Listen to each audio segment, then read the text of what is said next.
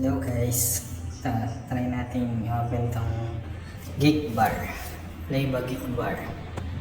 Medyo mahirap siya kasi yung lock niya, ayun o, kitang kita. Ang ginawa ko dyan, binarayin ko na lang. Dinril ko na lang siya para masira yung lock niya. Ayan.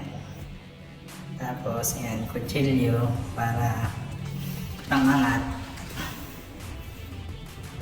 Medyo mahirap din siya kasi yung lock nga niya, lock na lock siya. Ito, nabuksan ko na to guys. Na-open ko na siya. Bala ko kasing i-repair. Kaso wala akong makitang parts na bulag. Ito, sundin siya kasi mahirap tanggalin yung violet na sa taas niya. Kaya pinush ko na lang pababa. Ito, wala na siyang bulag kasi hinahanapan ko siya ng parts sana. Napalitan ko na rin ng coil. Pinalitan ko na siya ng coil. Kaya lang yung bulak wala talaga akong makuhanan. Unless na lang sa yung mga ubos na geek bar din. Kasi wala akong ganun eh. Wala akong spare na ganun. Pero yan, coil lang ibang yan, ng dispo. Iba siyang dispo galing.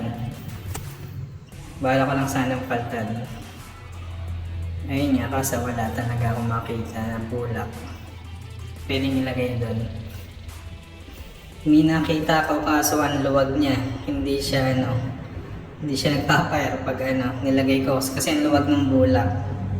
Tapos yan, ilalagay niyo lang yung sa dalawang butas na yun yung coil. Kung may makita kayong ibang coil sa iba, ayun, ilalagay niyo lang siya dun sa dalawa.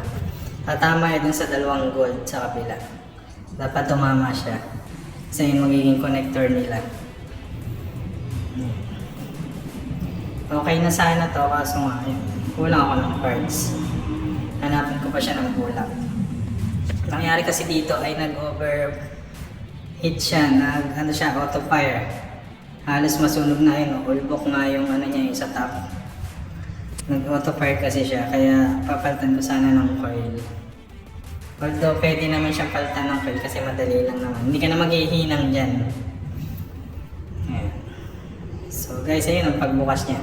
Kung i-refill mo naman, kung may bulak pa, ayun, lagyan mo na lang dun sa loob. Salamat!